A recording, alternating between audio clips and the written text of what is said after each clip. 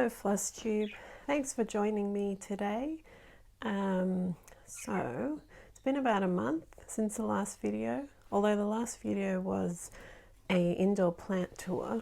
So it's been maybe a few months since the last actual FlossTube. So I thought I would get you up to date with what I've been doing. So I'll give you a bit of a life update first. Let's see, what am I doing? I'm studying for my exams still, so I'm training to be a psychiatrist. I have 2 exams left, so one of the exams is in August. I'm meant to be actually studying today, but again, procrastinating is what I've chosen to do. Also, today's been a bit weird. So I've got a few pet birds. You can probably see the tail of one in this video. I hadn't owned birds up until a few months ago, and they are the most difficult pet ever. I've owned a lot of pets. I've owned probably every pet you can think of in my life. I like animals. But birds are hard to look after. So I got a budgie a few months ago, and this budgie I've had to take to the vet like 3 times. It got a random lump on its back, and it's only a young bird, maybe 6 months old. So, I mean, that's fine. I said I'll take it to the vet. Turns out there's only 2 bird vets in all of Sydney, which is ridiculous. I thought more people would be in demand of a bird vet, but all the other regular vets that I've called are like, no, we don't see birds. You need a specialist vet.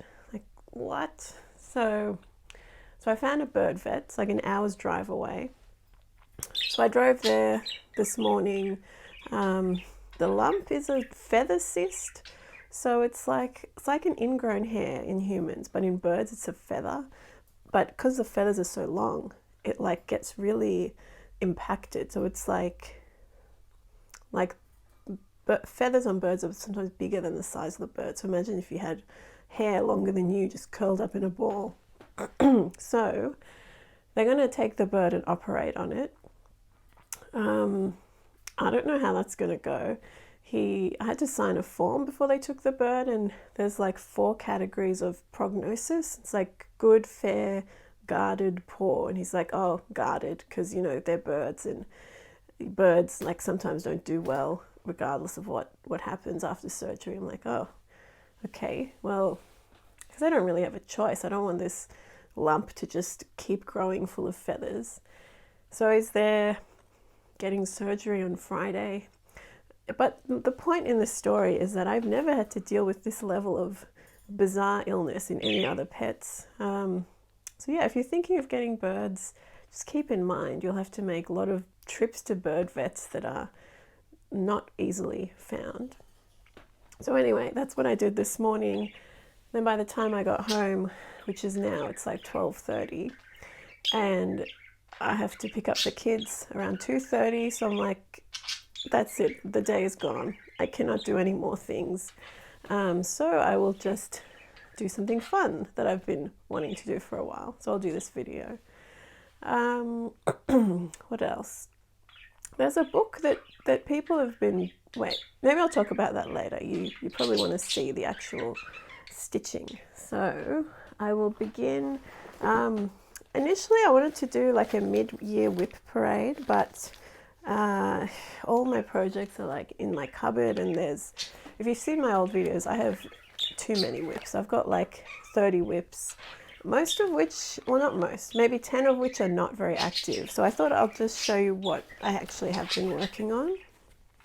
So this one is a stitch along by Pixie Stitch, and it's the Natural World stitch along.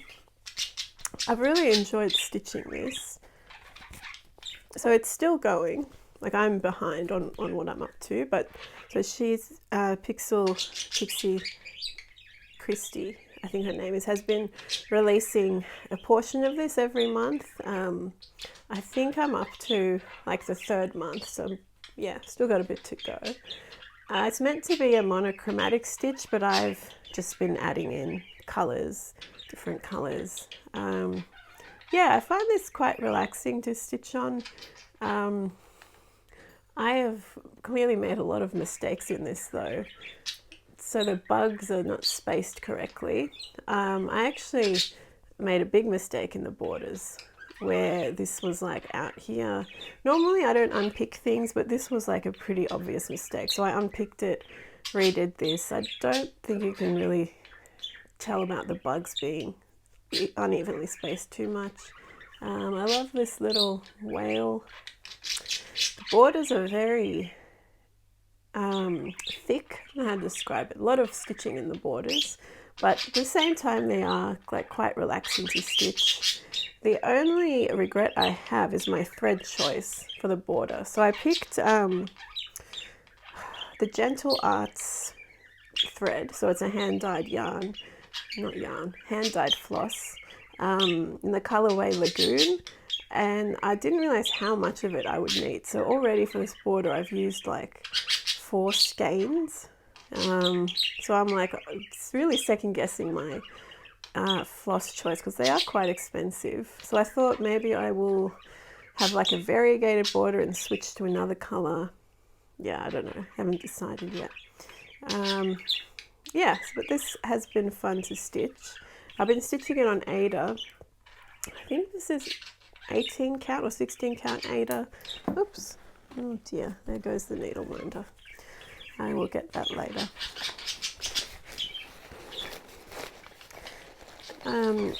Yeah, and I've got it in this bag with, oh, so this is what I've been using. So Lagoon by the Gentle Arts, which I've enjoyed stitching with, but it really goes through a lot of thread in the border. I've also got this, I'm just dropping everything. All right, this thing of Cottage Garden threads that I've been, these are just threads that I've bought from the website that I thought were pretty, and then I've just been keeping them on this and adding them into random projects.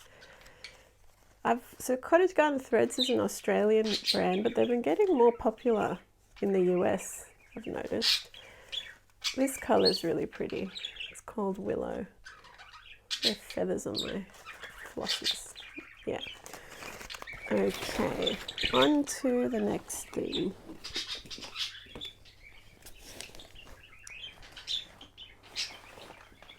Now this is very exciting. So this is a full coverage piece, and it's one of the first cross stitch pieces I started doing in recent times. So I did start cross stitching when I was younger, like when I was, I don't know, 11 or 12, and then obviously stopped for a long period.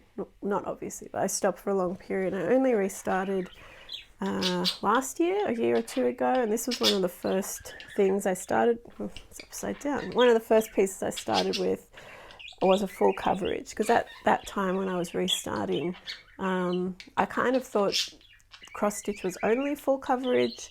It took me a while to get into the different like Etsy designers and things. So this was the first piece I started, and I finished most of it. So I'm really excited to finish it completely and get it framed. This is a reproduction of an artwork from a Japanese artist, Hokusai, like an ancient Japanese artist, and the piece is called Amida Falls. And there's a company, Orenco Originals, and they take a lot of these like old artworks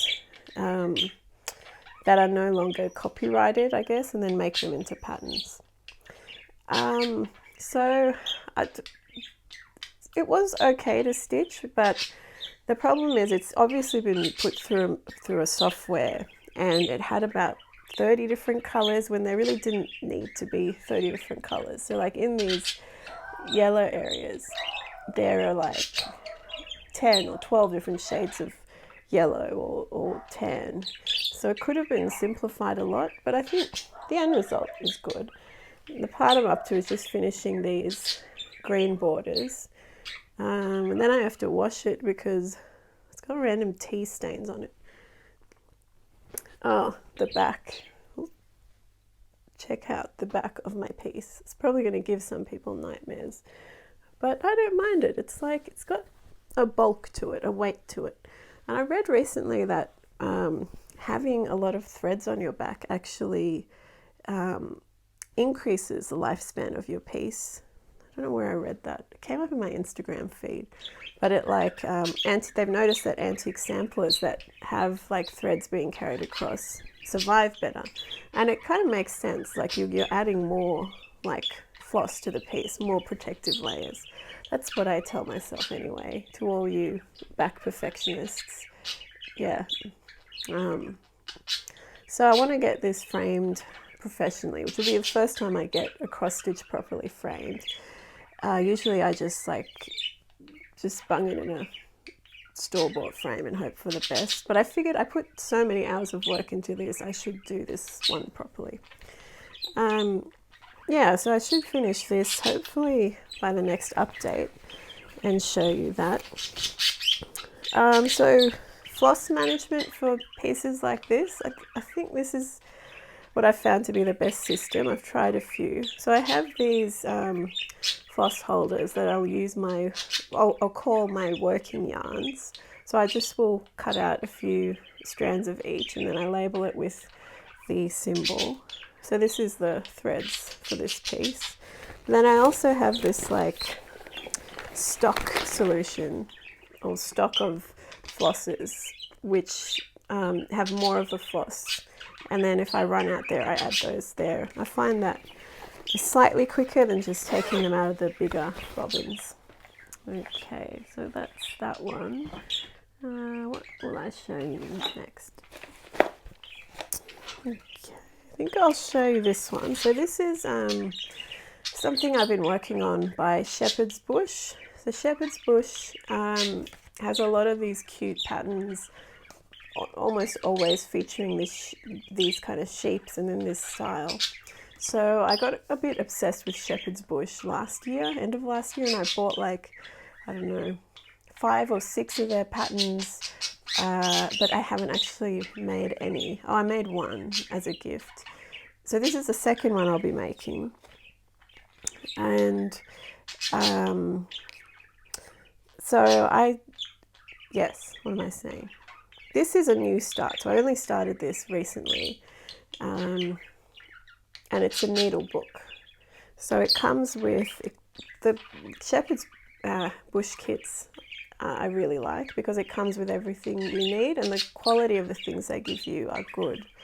Because normally if you buy like a cross stitch kit at like one of the big needlework stores, the quality of the threads will be bad. They'll give you this really stiff Aida, but Shepherd's Bush kits always are like top quality. So they give you this floss holder, and their floss it's interesting. So it's a mix of silk floss, which I didn't expect, as well as hand dyed floss and DMC, and they've also got this pearl cotton for finishing it. Yeah, so I was really happy with this kit. Just going to show you. They also give you the instructions for making the needle book. So that's what the needle book looks like. It comes with this trim. Yeah, so I will be chipping away at that. I'm stitching this as part of the Cued Up sale, which was started by Daybreak Stitchery. If you haven't seen her floss tube, I would recommend it as well. I'll put her link below. So her idea was if you have many pending patterns from a particular designer, finish one before you start the others. And I thought that was a good idea for Shepherd's Bush because I have like heaps waiting. So I'll finish this and I'll start the next one. Yes, and that's sort of a motivation to get me to keep working on this. Because I do actually need a needle book. At the moment my needles are just like haphazardly kept on unused needle minders. Yes. So I also have in here, this is Barbara Anna. What have I got? Star Woman Stitch Along. So what's this? Missing a needle. So I'm been slowly progressing on this. I haven't really enjoyed this one as much as the other Barbara Annas. I guess because it doesn't have as many like natural elements. It's mostly like spaceships. The finished piece I really like though. She was inspired by David Bowie, so the actual Dreaming Girl has some Bowie-esque makeup on. Yeah, but I don't know, the stitching it hasn't felt as fun. I will slowly keep working on that though. I thought I had lost this. I'll show you this. This is a needle fob I made last year. This was a Blackbird's Design one. Yeah, and I just used this fabric on the back. It's filled with walnut shells, which are very satisfying to squish. Okay. Oh, this is a new start. It's a very new start. There's not much to get excited about. But I really like this pattern. Let me just see if I have the cover page. Oh, I don't think I do. I'll have to insert it here, but it's the Scary Sampler by Heartstring Stitchery. And this pattern is just like, the more you look at it, the more you pick up different things. Like they've got little alien heads in the border and little references to different horror movies. So I've actually tried starting this a few times. I thought I would try stitching it 1/2 on 32 count linen, but I'm finding that is not very enjoyable. Like I prefer stitching 2/2 on 28 count. That's like my favorite thing because you don't need that much good lighting and it's pretty easy to see. But I like how 32 count looks, and particularly how 1/1 looks. So yeah, I don't know. I might try and continue. Part of the problem was this linen is really stiff and I found it annoying to work with because I stitch in hand and it's easier to do that when it's a softer linen, though it is softening up. So yeah, I might just keep going 1/1, see how I go. Yes. This is another stitch along that I am very behind on. This is a Modern Folk Embroidery stitch along from 2022. So here we are. And this has now been finished by most people. But because I've got heaps of whips, it's taking me a while. See, the thing, I really like this linen that I bought 2 years ago, but I can't find what it is anymore. So I tried to actually buy this again for the Scary Sampler, but I'm pretty sure it's not the same thing. So this is clearly not the same. See how it's like really soft and the spacing, and it's thin? Like this is the kind of linen I wanted to use for other 1/1 stitching, but I just I can't figure out what it is. I know it's 32 count. I'm pretty sure it was Zweigart, but I haven't been able to find ones online that look like this. So if you happen to know what this linen is, I would be really grateful if you could tell me. Yeah, so this was meant to be a monochromatic sampler, but I've added in different colors. And I will keep adding in random colors. I'm up to here now. Yeah, the problem I'm having now is because it's been so long, I've like gone over my limit of how many times you can download the months of the pattern, because each of the pattern bits are released in months. So I'm wondering if Jacob from Modern Folk Embroidery has released this as a single PDF, because that would be way easier. I'm meaning to email him to try and figure that out. But yeah, kind of stitching it month by month when the cell is already finished, yeah, has been a bit more difficult. Okay, next.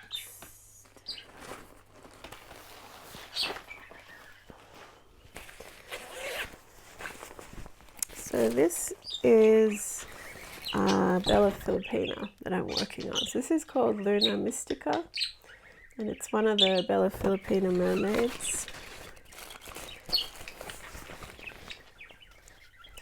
So I really like this pattern as a finished piece, but it's again one of those that it's not that fun to stitch, but it's like I just want it as a finished thing, not so much the process behind it. Yeah, I don't know what it is. The pattern itself was really small, like printed too small for me to see. So I scanned it and I've put it as a PDF. So I look at the iPad when I stitch this, but still I find it hard to check back and figure out what color it is, even though I've been like cross stitching heavily for 2 years. Just something about this pattern, it's a bit tricky with like figuring out where the gut, I don't know what I'm saying. Maybe it's because it's more of a full coverage sort of thing, but yeah, I will keep plugging away at it. Maybe I just need to increase the size of the pattern more, maybe. Could also be the linen. So I like the color of this linen. It's a hand dyed from, it's not from like one of the big stores, it's like a boutique stitching store. You can see it's got some like different blues, but the linen itself is very chunky, if that makes sense. Like it's hard to find the holes. It's like the weft, is that the right word, is very thick, a lot of slubs. So that makes it a bit harder as well. But I love the color of the linen. In the end, I'm sure it'll look good.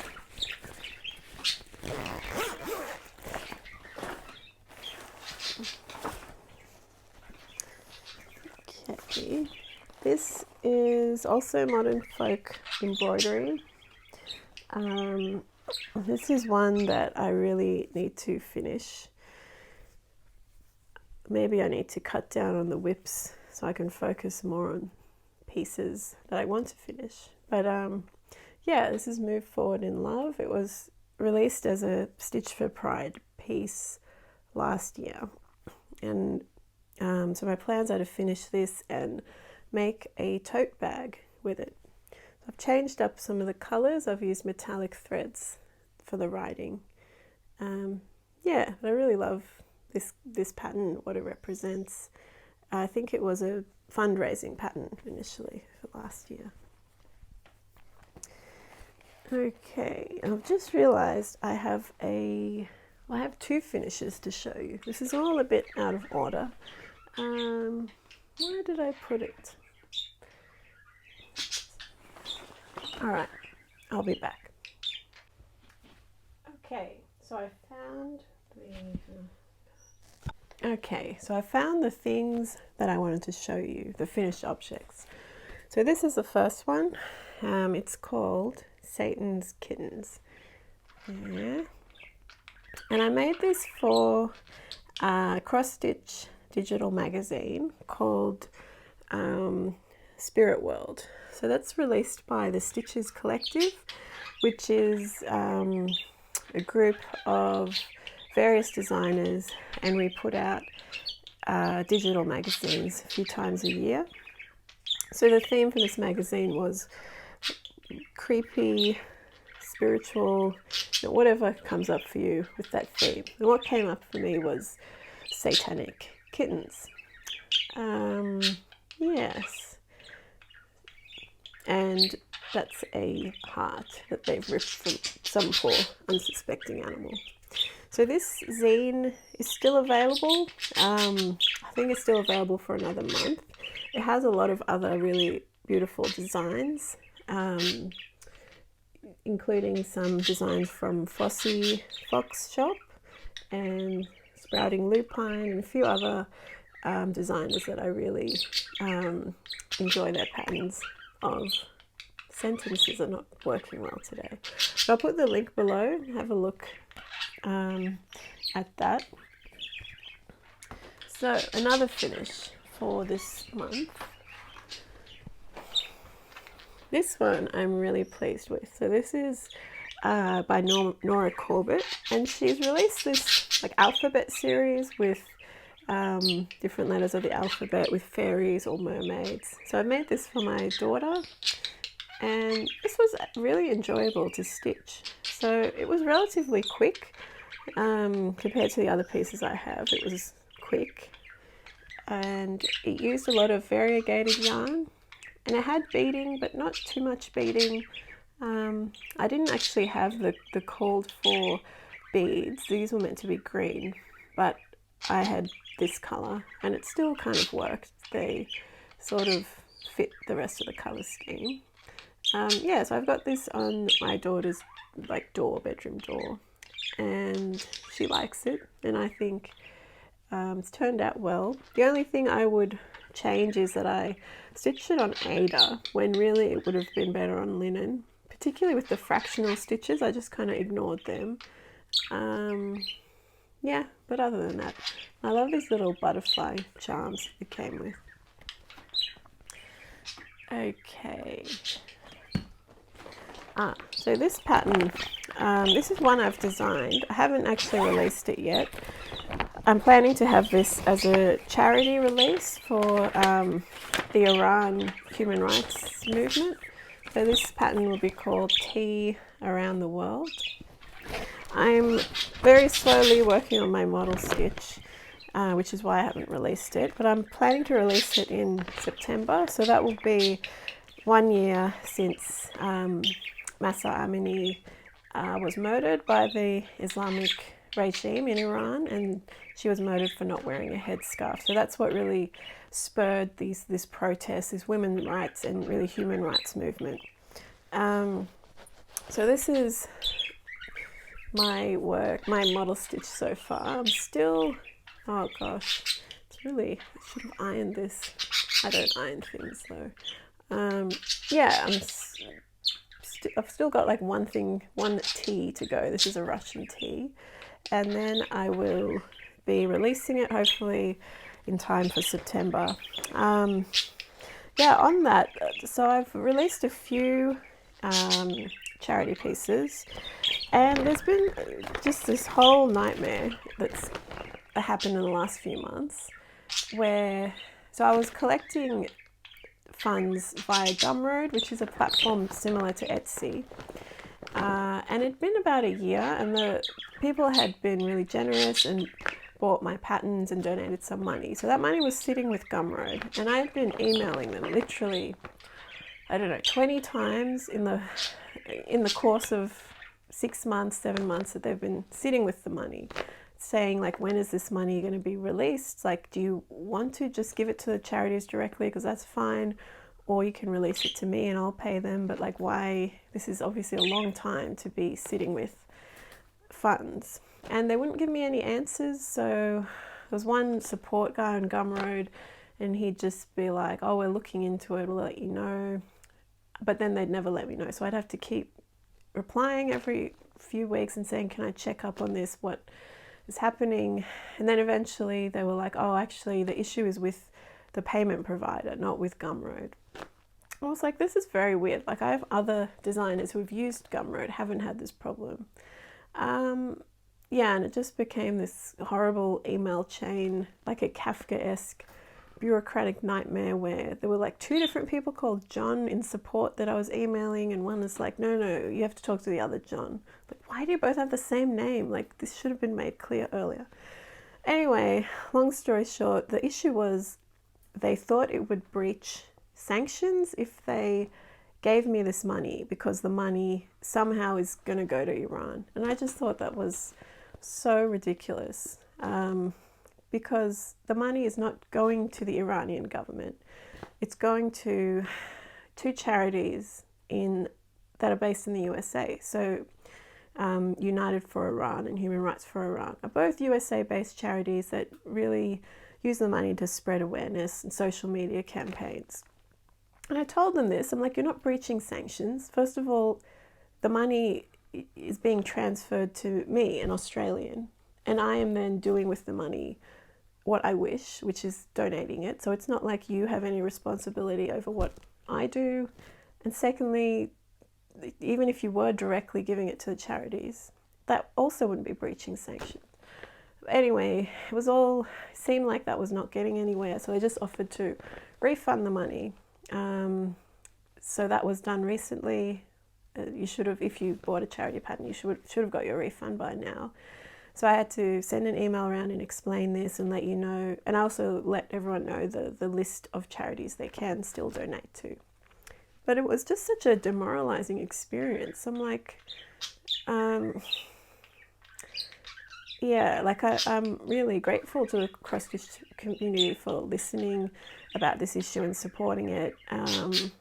And we just sort of came to a standstill because of this bureaucracy and political kind of motivations.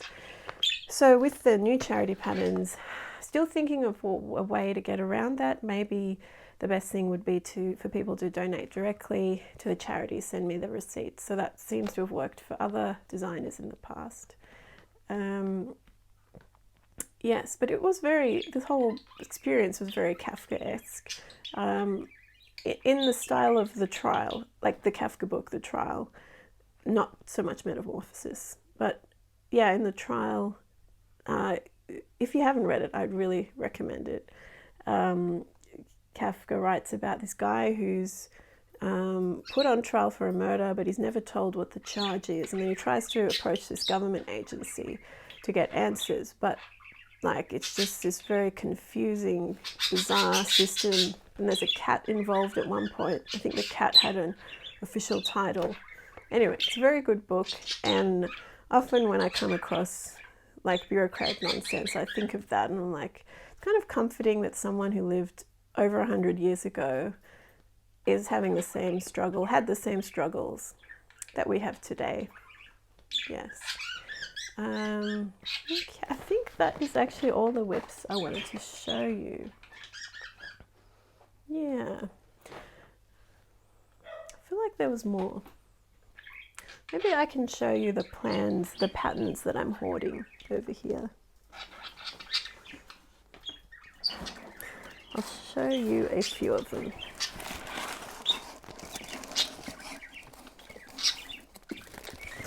Okay, what have I got? So this is my to-do pile, which is quite large. Yeah, this is a morning sampler by Jenny Bean. It's got some poetry on it.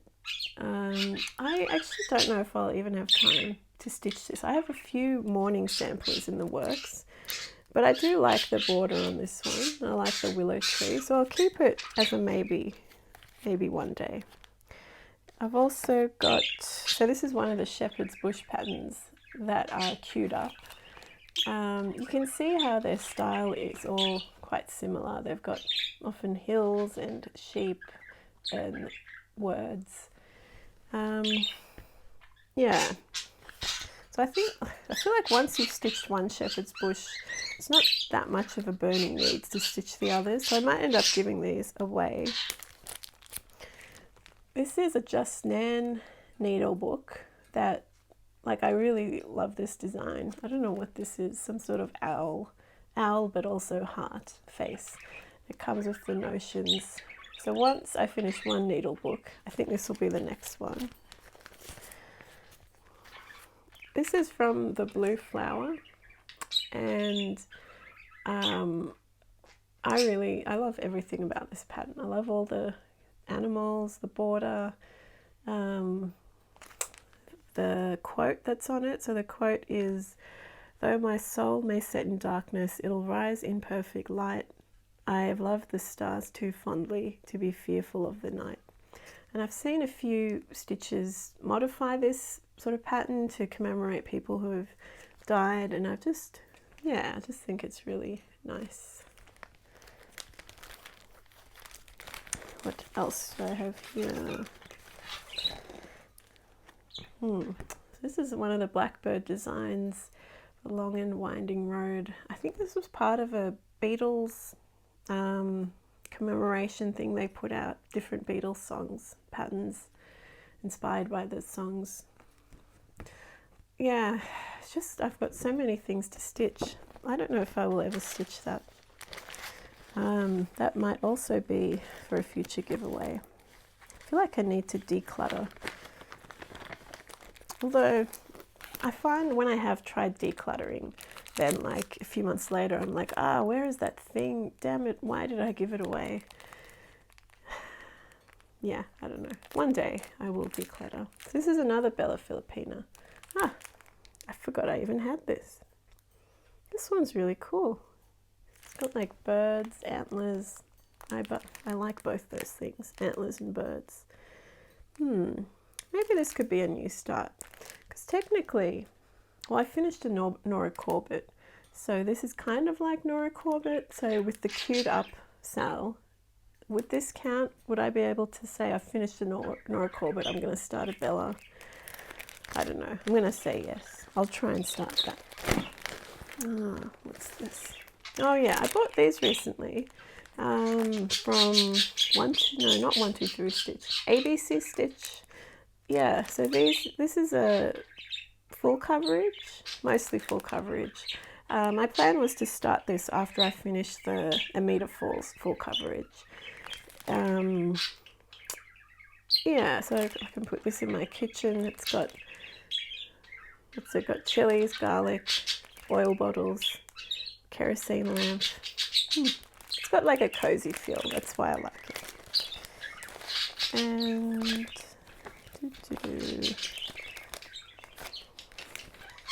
this one as well was from the designer is Andriana. I think that's a Russian designer. I saw this on Charlie Feather's floss tube. Again, she's got a great floss tube. You should watch if you haven't. But she was stitching this, or she was stitching the tea one, because this is coffee keepers. There's also a tea one, but yeah, I really like this, and we'll maybe start that one soon.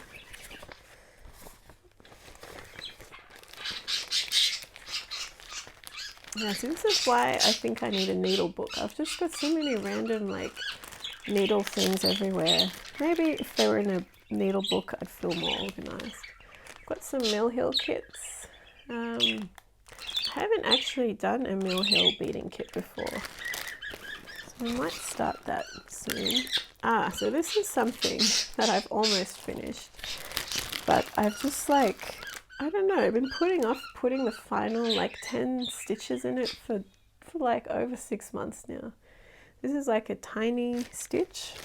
So it's by the Bay Needle Art. You can buy this collection of like different seasonal stitches. So I was planning to put this in a tiny frame. Yeah, the only thing I have to do is some back stitching and this foreground. Yeah, maybe I'll finish that soon. Okay, well I think that's it for today. Thanks for joining me, and I will hopefully see you next time. Oh, when I see you next time I would have done my exam, so I can tell you how that went. Hopefully it goes well. Alright, see you later. Bye.